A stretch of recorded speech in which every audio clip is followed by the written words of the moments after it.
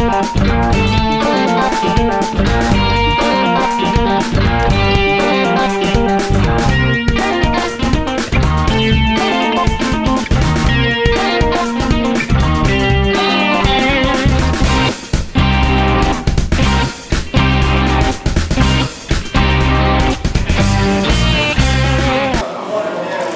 é o gráfico mais importante que a gente tem que pôr na cabeça. Que é, a pergunta é, a austeridade compensa? Está aqui. Está aqui nas taxas de juros a 2, a 5 e a 10 anos. A malta pode dizer, isto é as taxas do Estado. Não é verdade. É que estas taxas depois influenciam as taxas do setor privado. Se vocês repararem, já houve 3 bancos que foram pedir dinheiro lá fora. O mercado já estava bloqueado em Portugal, ninguém prestava dinheiro. Já houve 3 bancos a ir buscar dinheiro lá fora. Aliás, 4. O último, na semana passada, a Caixa Geral de Depósitos conseguiu colocar obrigações lá fora a 3,75%.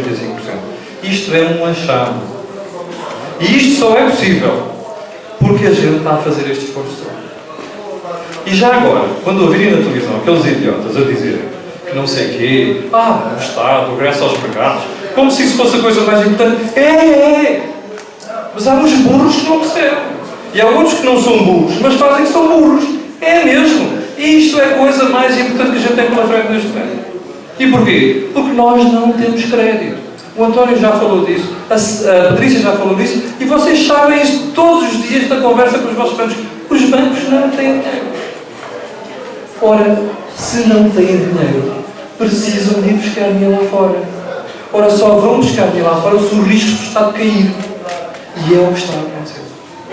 A PT já lá foi buscar dinheiro, a Galp já lá foi buscar dinheiro, a EDP já lá foi buscar dinheiro, a Brisa já foi buscar dinheiro, 4 bancos já lá foram buscar dinheiro, inclusive a Caixa com 3,75%. E a Caixa é o banco do Estado. E portanto, como o Estado português tem um rating muito baixo neste momento, a pergunta que faz é como é que a Caixa foi buscar lá dinheiro? Por uma razão muito simples, porque a malta já nos começa a levar a sério. Ora, isto é muito importante. Porquê é que eu digo que este é o gráfico mais importante neste momento? Por uma razão muito simples. O problema do crescimento em 2013 é só falta de crédito. A economia este ano só vai cair porque não há crédito. Porque as empresas não investem, inclusive aquelas que estão com grande capacidade exportadora, não investem porque os bancos não têm dinheiro. Os bancos, eu costumo dizer isto outra vez na televisão, é exatamente como as padarias. Entra farinha, água e sal. E sai pão do outro lado. Nos bancos entra depósitos e sai empréstimo. E quando não há depósitos, tem que entrar outros empréstimos de bancos estrangeiros. Ora, até 99, aquilo que entrava nos bancos de depósitos era igual ao que saía. Só como nós descobrimos que éramos ricos a partir daí, começámos a pedir muito mais empréstimos dos bancos que tinham depósitos. O que é que eles tiveram que fazer? Ir buscar dinheiro lá fora. É por isso que neste momento os bancos estão dependentes dos mercados externos. E por isso é que este gráfico é o gráfico mais importante neste momento. Ao contrário das tretas que andam para aí.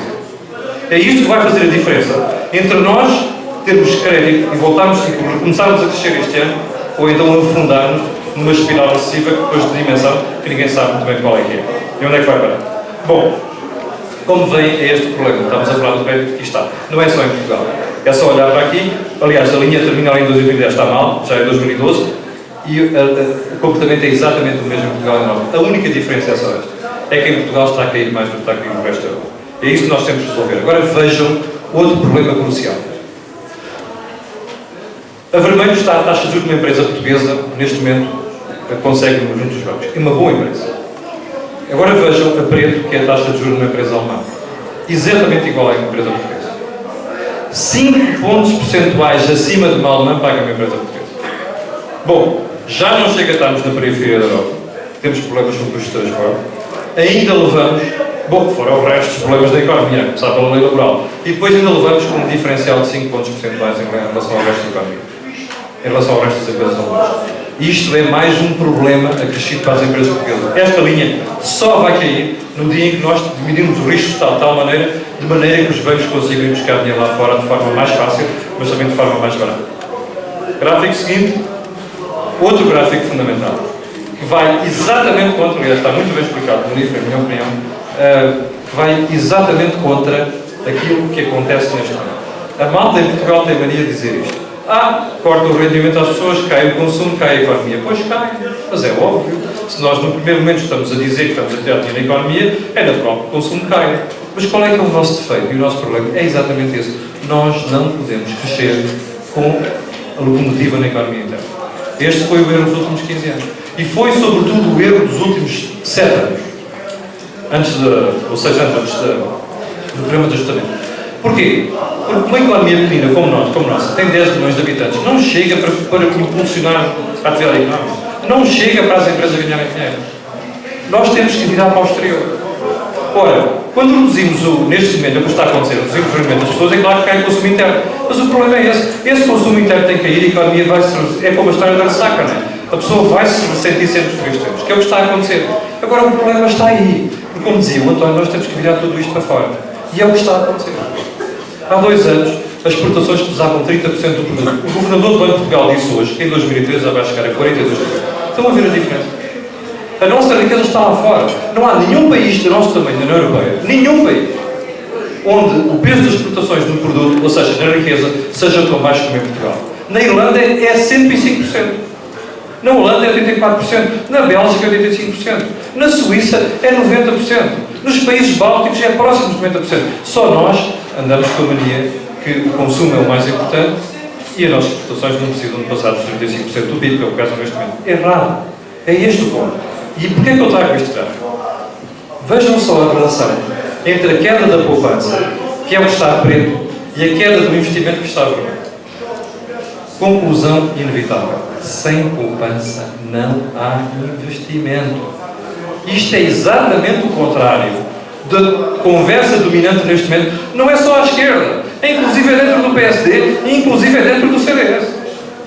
É um nonsense completo. Sem poupança não há crescimento económico, como se vê claramente por este gráfico. E era muito importante que nós pensássemos nisto, que foi a grande alteração dos últimos 15 anos. Nós começámos a pensar apenas em consumo. É os centros comerciais, é os centros de lazer, é as férias nas Caraíbas, é as férias a crédito, é 3 carros, é mudar de carro em 3 a 3 anos. Não pode ser. Não há economia para ter o número de autos, desculpem lá, e os jaguares, que andam nas nossas cidades. Não há. Nós temos de desacelerar isto. E temos de começar a pensar que o modelo que nós temos pela frente é um modelo completamente diferente. Já perceberam porque é que ninguém quer rever o Estado e reformar o Estado? É por causa disto. É que isto só se faz com crédito. Bom, com o Estado a gastar daquela maneira, é natural que falte dinheiro às empresas. E este é o ponto fundamental. A poupança é o aspecto fundamental do nosso desenvolvimento. Agora vejam só, para aquela malta que anda a contar histórias, isto é a evolução entre 97 e 2007. Só 10 anos. Vejam lá quanto é que cresce Portugal face a outros países da zona euro. Apesar de todo o endividamento, apesar de todo o consumo, apesar de todo o dinheiro que se esbanjou por aí fora. Não bate a bota com o perigor. Ou seja, não é por estarmos a gastar dinheiro, não é por estarmos a endividar que a economia vai crescer. A economia vai crescer se nós apostarmos nos sítios certos. E os sítios certos, seguramente, não é fazer scudos por aí fora onde passam 4 carros por hora. O investimento certo não é, seguramente, andarmos a fazer escolas na parte escolar com candeiros precisa ver a gastos de 400 euros por candeeiro. Quando a gente pode ir ao IKEA e comprar o mesmo candeeiro ou parecido, que faz a mesma coisa por 80 euros, ou até mais barato. Não é nestas coisas. E é bom que a gente pense nisto. Anda para aí uma ardósia, uma imagem circular no Facebook, diz assim: epá, caramba, porquê é que eu preciso de uma Magalhães? Eu tinha um Salazar Magalhães, não é? Eu até nem sou um fã do Dr. Salazar, mas enfim, que era a ardósia, que quando a gente dizia assim, olha, eu fazia contas na ardósia, eu tinha mais capacidade do que faz contas de Magalhães. Não precisamos de chegar tão longe, as tecnologias de informação fazem falta. Mas quer dizer, isto aqui dá a pensar. Porquê é que eu preciso de um quadro eletrónico? Só consigo ensinar os meus alunos com um quadro normal, não é? Ora, é este tipo de questões que nós precisamos começar a colocar. E é este tipo de questões que nós precisamos urgentemente mudar na forma como nós funcionamos e como nós pensamos a economia. Como se vê por aqui, não se vê. Bom, agora vamos à parte mais interessante. Isto aqui é tudo deprimente, não é? Como se vê, é deprimente. De facto, não temos solução de tempo. Nós temos empresas a crescerem a 25% e 30%. Eu recordo que no último encontro que fizemos em BB, no Porto, estava uma senhora de capital de risco, aliás, nós devemos fazer aqui uma coisa de capital de risco um dia deste aqui na Medita. A senhora dizia assim: nós temos empresas que estamos a comprar dentro de Portugal que trabalham quase exclusivamente no mercado interno e que estão a crescer taxas de 25% e 30%. E eu perguntei, lembras-te, António? Perguntei à Isabel, Cris de Lima, que era a pessoa em causa, Isabel, mas de que setor é essa empresa? E querem ouvir qual é o setor? Panificação. Pois, uma empresa de panificação, curiosamente não é hoje aqui, ali na Marinha Grande, não sei o quê, não é? Leiria, o Exato Leiria. Esta empresa está a crescer taxas de 30%. Reparem, no mercado interno. O que é que isto mostra? Nós temos é que repensar a forma de trabalhar. Daquelas empresas que já existem, mas não só. É de setores que estão a ser mal servidos. É de modelos de negócio que nós temos que estão obsoletos.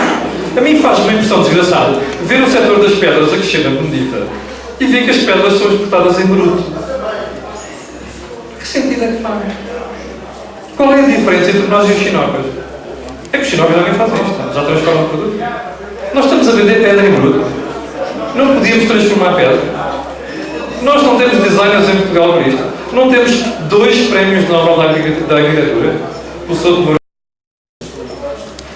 Nós não podemos pensar um bocado nisto, que é como é que eu transformo a pedra para dar mais valor. Eu estou a mandar a pedra para fora e alguém está a trabalhar a pedra e dizer que a pedra é do país tal, não sei o quê, como acontece nos mármores do Montejo. Vão para a Itália e são vendidos com mármores de Carrara. É isto que nos devia fazer pensar. Repara, isto quer dizer que não há coisas a mudar? Não! Há coisas a mudar. Já há empresas a fazer isto. Já há empresas a trabalhar nesta brincadeira. Aqui há bocado, o Jorge se falava do setor de calçado. Eu há 15 anos ou há 20 anos era estagiário no jornalismo, ou quase estagiário, e tinha assim uns analistas diziam assim, vocês jornalistas, deviam começar a olhar para o setor de calçado. Aqueles são os próximos a morrer, porque na altura estava o setor deles que viviam lentamente. Olha, pelos vistos o setor de calçado não morreu. Morreram, mas quantas vezes? Morre sempre, não é? A gente pode dizer, olha, temos uma população saudável, há sempre gente a morrer. Portanto, as empresas sempre morrer. Também morrem empresas. E morrem as empresas, as pessoas não sabem gerir empresas. Isto é um ponto fundamental. Nós temos um problema de gestão em Portugal. Um problema de gestão política e um problema de gestão empresarial. E o desafio que deixou aqui a Patrícia e o António são desafios muito importantes. Nós, neste momento, já sabemos que não podemos contar com crédito. Nós, neste momento, sabemos que temos alguma dimensão comprometidos nos mercados externos. Porquê é que nós nos associamos mais? Estamos numa região empresarial, há aqui um cluster. Eu recordo quando comecei a vir aqui nos anos 70 havia uma purificação de empresas, muitas delas desapareceram. Mas, ora, depende de nós não desaparecerem mais. Depende de nós percebermos qual é o desafio que a gente tem pela frente. Que é um desafio de Estado. Ora, isto leva-nos a onde? À reinvenção de modelos de negócio. O sapato, utilizando aqui uma indústria que é muito cara aqui à região, de qual a minha família está envolvida, inclusive do lado do meu pai, o sapato já não é mais aquele produto para calçar um pé. Já não é isto. É uma coisa sofisticada, do ponto de vista de design, do ponto de vista de qualidade, do ponto de vista de conforto, que é com isto que nós vamos conquistar os mercados externos. Eu, no outro dia, em São João da Madeira, estava lá a fazer uma conferência com a Universidade do Porto, e estava um indivíduo que fazia calçado um sapato que ganhou uma patente internacional, que pode ser usado na Sibéria com um frio de 20 graus, menos 20 graus negativos, e pode ser usado em Moçambique com uma temperatura de 25 graus positivos. Ora, é aqui que a gente tem que ir. É para este setor que a gente tem que ir. Ora, como o calçado está a fazer bem, porque é que nós não fazemos noutras áreas? Bem, eu lembro que se dizia há 20 anos que o setor de têxtil ia desaparecer. Desapareceu? Não. Desapareceram uma quantidade de empresas do setor têxtil, aquelas que não souberam adaptar, mas há aí muitas a crescerem. Eu, quando ouço falar do Val do Ave, por exemplo, rio-me imenso. Enquanto conto a história do Val do Ave, porque eu vejo empresas a morrer e vejo empresas ao lado absolutamente fantásticas, mas literalmente ao lado, a 10, 15, 20 metros, absolutamente fantásticas, e a venderem para fora. E eu, já agora vou contar aqui uma história que se passou comigo, aqui há uns meses, na Covilhã, que tem a ver com esta história de reinventar empresas, criar empresas e, sobretudo, pensar qual é o modelo de negócio que serve para a gente poder competir, nomeadamente no exterior. Estávamos a fazer um seminário de empreendedorismo e, no final, há uma pessoa que diz assim, olha, agora nós temos ali uma prova de vinhos. E eu virei-me assim em voz baixa para a pessoa, mas olha, ali não me apanho na prova de vinhos. E pergunta-me ela, porquê?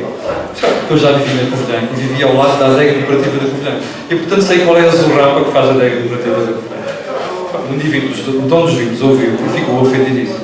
E virou-se a mim e disse-me assim, agora é que você vai provar os vinhos. Porque o meu vinho não é feito pela adega decorativa da Covilhã. E então eu, já com aquele complexo, aquele problema de consciência, fui lá provar os vinhos. E ele deu-me a provar o vinho branco, era excelente. E depois deu-me a provar o vinho tinto, ainda era melhor que o vinho branco. E E olhei para ele e perguntei-lhe assim, sei lá, mas onde é que você faz este vinho? Isto nem sequer é uma região de mercado. E ele diz, olha, está a ver, eu conheci bem a região, está a ver ali aquela encosta em Belmonte? Eu disse, estou, mas há 20 anos aquilo era só calhau. E ele diz assim, pois, mas é que eu plantei a minha vinha ali. Então, e aquilo não era sítio para vinha. Pois não, todos os enólogos me diziam para eu não plantar a vinha ali. Reparem, todos os enólogos que ele consultou, e o tipo era professor na faculdade, todos os enólogos que ele consultou diziam, não plante vinha ali, que ele não vai dar bom vinho. E ele insistiu, foi estudar por ele, informou-se, documentou-se e disse, não, eu vou pôr a vinha ali. Ele pôs a vinha ali. E reparem, então e como é que você faz um vinho desta qualidade? Ah, é que eu nunca vi este vinho de supermercado, foi a minha pergunta para ele. Pois não, é que eu não vendo para supermercados. Eu só vendo para algumas boutiques em Portugal e o resto vai tudo para fora. Reparem, um indivíduo que não sabia porra nenhuma de vinho, há 20 anos. Um indivíduo a quem os maiores especialistas portugueses estrangeiros diziam assim, não plante vinha ali, não vai funcionar. Ele documenta, estuda e insiste em plantar vinha ali. E ganha uma aposta. Mas a pergunta continua a fazer sentido. Como é que eu, sem ter vinho numa região de mercado, sem ter nome, conseguia vender a maior parte do seu vinho para o exterior? E ele dizia, olha, tive muita sorte. No ano em que eu fiz o primeiro vinho, o que é que aconteceu? Eu ganhei, que foi por uma prostituição lá fora, ganhei 2 medalhas. E depois no ano seguinte voltei lá, ganhei mais 2 medalhas. Comecei a sair nas vistas da especialidade e pronto, toda a gente começou a falar do meu vinho. Reparem, sorte espontânea. Se houve coisa que não jogou aqui, não foi sorte. O indivíduo sabia o que queria fazer. Mas não era teimosia idiota. Ele sabia o que queria fazer. E quando decidiu fazer vinho, como ele explicou, ele diz assim, eu não queria fazer um vinho para 2 euros a garrafa. Eu quis fazer um vinho para o posicionar lá em cima. E agora vejo uma dificuldade do indivíduo. Não é a zona de mercado. Não era sítio exato para fazer vinho. Não tinha nome. Não tinha marca. E o indivíduo parte do zero e põe o vinho lá em cima. E a surpresa foi esta. Sabe qual é o preço médio da minha garrafa? 7,5 euros.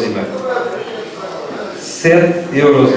Preço médio de um vinho numa zona que não é conhecida, de um vinho que não tinha marca. 7,5 euros. Isto é o melhor exemplo que a gente pode ter de que é possível reinventar o que se faz em setores que são tradicionais, que são nossos. A mim faz uma impressão tremenda pensar que um país que anda a fazer barcos desde 1415 agora só faz barcos para o Chávez. E é se ele pegar aquela porcaria que é feita em Viana do Castelo. Faz-me impressão. Então, mas nós tínhamos a técnica de barcos, já não temos empresas de produção de barcos. Mas que estupidez é esta? A gente ia buscar bacalhau para a Terra Nova, e para a Noruega, e para o Canadá, e agora já não temos frota de pesca. Mas que estupidez é esta? Alguma coisa de errado aqui. É a gestão. E voltando àquele indivíduo da Covilhã, que é o que estamos a falar, ele diz-me assim, olha, sabe uma coisa, mas isto é o meu hobby. Ou seja, o vinho era o hobby dele. E perguntei-lhe a seguir, o que é que você faz? Eu sou empresário têxtil. E eu olhei para ele e disse, olha, sabe, quando eu vivi aqui, vi morrer milhares de empresas. Como é que você é empresário têxtil? E diz ele, olha, e sabe quanto é que eu investi nos últimos 10 anos? 30 milhões de euros. E sabe quanto é que eu pedi à banca? 0. Então, e você ganha dinheiro? Se eu ganho dinheiro, eu estou a crescer a taxas de 2 dígitos. Por acaso estava a crescer a taxas de 15%. Então, e você exporta? Sim, 90% é para fora. E vende para todo lado, vende até para a China. É este o ponto. Era o setor têxtil. O tal que me diziam os analistas há 20 anos que ia desaparecer por completo. E este é o desafio que a gente tem. Nós não precisamos de inventar coisas novas. Do ponto de vista do produto. Do ponto de vista do setor. Nós precisamos de reinventar a forma como a gente trabalha. A forma como a gente aborda o mercado. E aqui o fundamental é perceber o que ele aqui fez com a história do vinho, que é quando ele decidiu fazer vinho, apontou para cima e apontou para fora. Não andava aqui a brincar com miúdos no mercado interno. Não, ele estava claramente a apontar para fora. E este é o nosso desafio. A gente precisa definitivamente perceber que o que move a economia portuguesa não é a economia interna. A economia interna vai dar a rebote da economia externa. E isto é uma coisa que uma camada de idiotas não percebe nos partidos políticos em Portugal. Inclusive alguns idiotas que estão no partido, os dois partidos que estão no poder, no PSD e no CDS. Não percebem estas brincadeiras. e estão agarrados muitas vezes a lobbies locais, a lobbies do Estado, como se viu na semana passada, como se viu esta semana, porquê? Porque são aqueles que dão votos, como diziam ontem o Gelel, do Partido Socialista. Nós não podemos acabar com a TSE porque o nosso eleitorado basicamente está nos funcionários públicos. Ora, que melhor forma de pensar no país, não é? Começarmos a pensar na nossa política económica com base em lobbies que dão votos. Eu estou farto disto. Aliás, foi por isso que escrevi o livro. Estou farto disto. Porque o meu desafio é outro. O meu desafio está neste vídeo que você está a passar agora.